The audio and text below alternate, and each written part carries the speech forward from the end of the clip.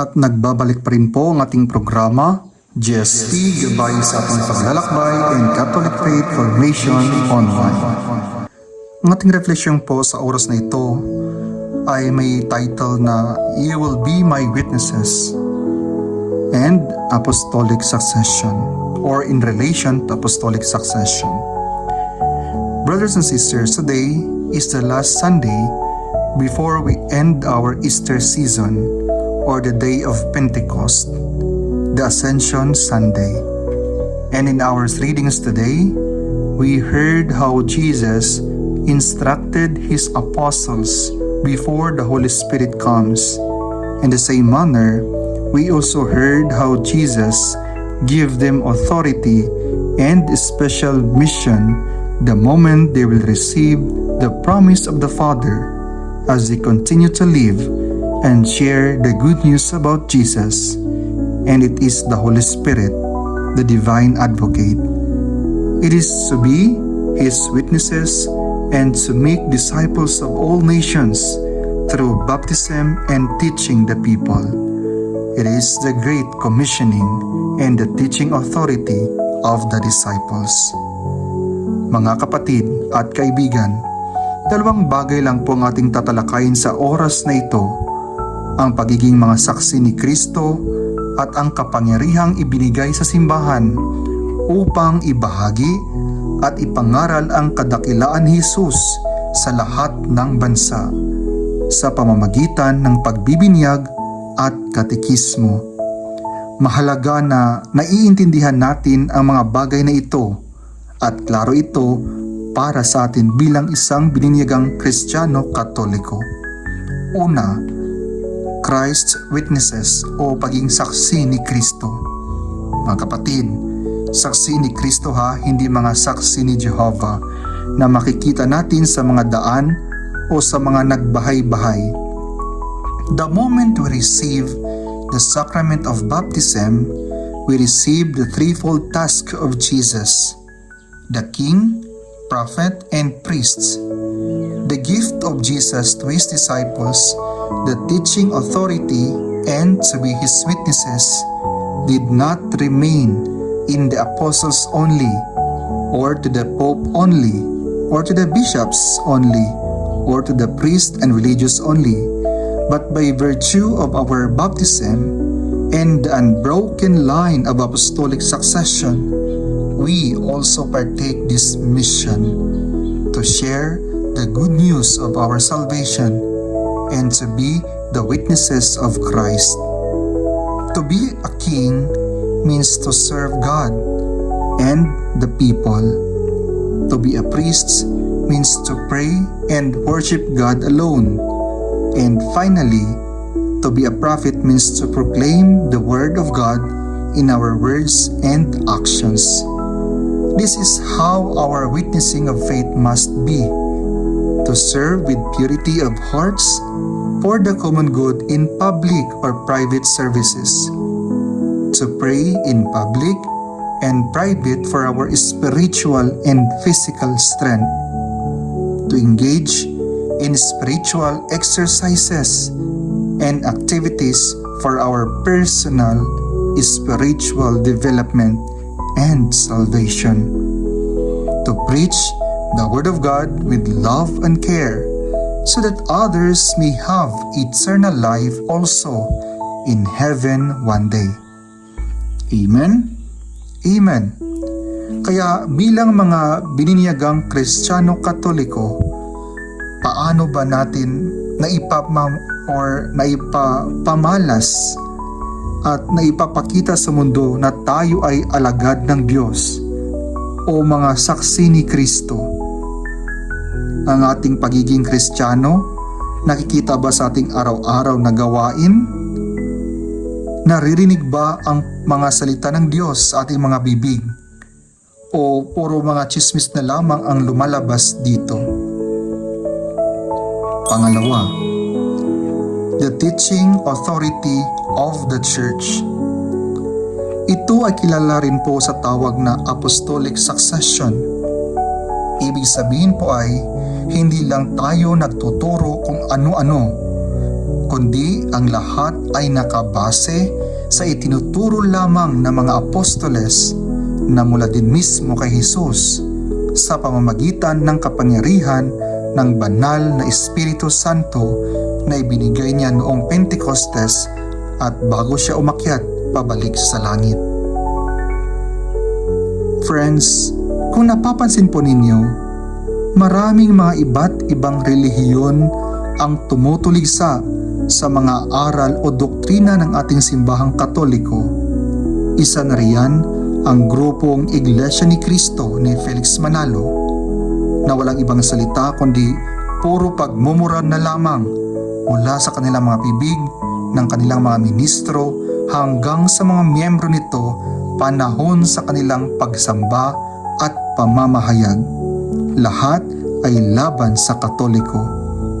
May mga grupo din pong ang pangalan ay mga born again o mga Baptist churches or Pentecostal churches or movement na puro na rin paninira ang kanilang ginagawa tungkol sa ating mga rebulto, Mahal na Birheng Maria. Yan lang lamang ang laging lumalabas sa kanilang mga bibig at sa kanilang mga pastors or mga pastora. At syempre, huwag na nating kalimutan ang mga saksi ni Jehovah na mahilig magpunta sa mga bahay-bahay o plaza. Kasama na riyan ang mga tinatawag na mga Mormons, no? At mga Sabadista or Seventh-day Adventist people at iba pang mga grupo na nagkalat ngayon sa buong mundo. Lahat sila, isa lamang ang kanilang misyon: gibain at sirain ang aral at doktrina ng ating simbahang Katoliko upang ang Katolikong maniniwala ay ma-convert sa kanilang grupo at lisanin ang pagiging Katoliko. Nakakalungkot dahil maraming mga kapatid nating Katoliko ay nalinlang at napaniwala nila. Sumama na sa kanilang grupo, ngunit mga kapatid, huwag mag-alala dahil kahit ilang beses pa nila tayong tuligsain, sirain at akayin ang mga mahihinang miyembro ng ating simbahan, hindi pa rin po mawawala ang katotohanan na hindi tayo iiwan ni Jesus ayon sa Matthew chapter 28 verse 19 to 20 ng ating ebanghelyo ngayon. I am with you until the end of times. Tama ba na makinig tayo sa mga bintang o aral ng ibang relihiyon laban sa atin? Ang sagot po ay hindi. Una sa lahat, sino ba ang inutusan ni Jesus na mangaral ng salita at bininyagan or binigyan ng kapangyarihan na magbinyag sa mga tao? Ang mga ministro ba? Ang mga pastor ba ayon sa ating ebanghelyo ngayon? Hindi po, kundi mga apostoles. At ang mga apostoles na ito, ipinasa nila ito sa mga ang kanilang pagbibinyag or sa mga nabinyagan. At ang mga apostoles, based on our records and history of the world, ay ang mga sinaunang obispo ng ating simbahang Katoliko. At mismo si San Pedro ay naging unang Santo Papa. Sa basbas mismo ni Jesus, si Kristo mismo nag-utos sa kanila na to baptize and to teach all the things that Jesus commanded them. Common sense po mga kapatid at mga kapatid, no? Kaibigan at mga kapatid, apostoles ang kausap ni Jesus, hindi mga ministro, mga pastor, pastora o mga elders. Kaya walang saysay ang makinig ka sa kanila at maniwala sa kanilang mga aral. Tandaan ang babala ni Jesus at ni Pedro. Sinabi ni Jesus sa kanyang mga apostoles sa Matthew chapter 7 verse 15, mag-ingat kayo sa huwad ng mga propeta. Dumating sila sa inyo tila mga tupa, ngunit sa loob ay mga mapapangis na lobo. Paliwanag din po ang sinabi sa unang aklat ni San Pablo kay Timoteo. Ano bang kanyang sinabi?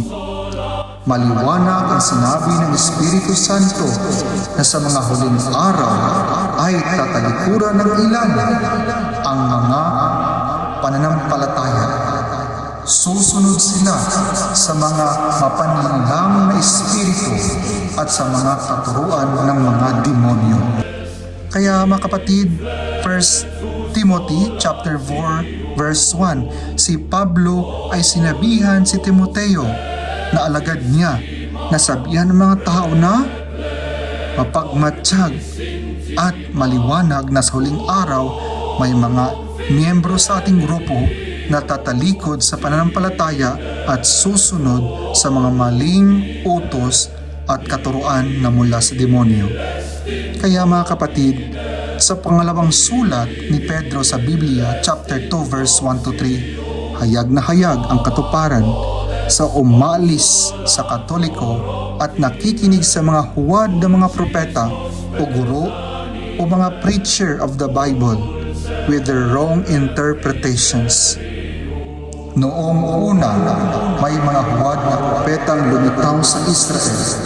Gayun din naman, may darating sa gitna ninyo ng mga huwad na guro.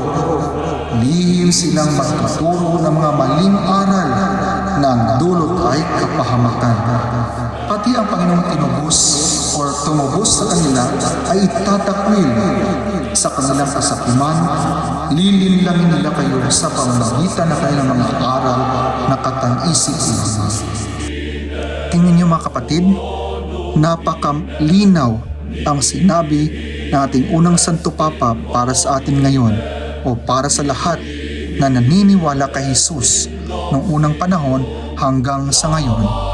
Mga turo ng mga maling aral ng mga huwad na propeta na bigla na lamang lilitaw. Ano po iyon?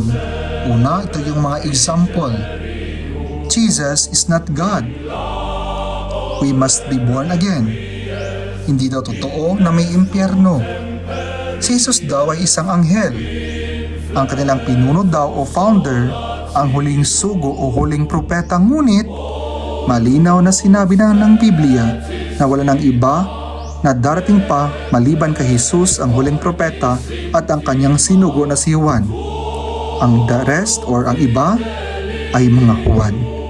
At meron pang nagsasabi na Sabado daw dapat ang araw na pagsamba.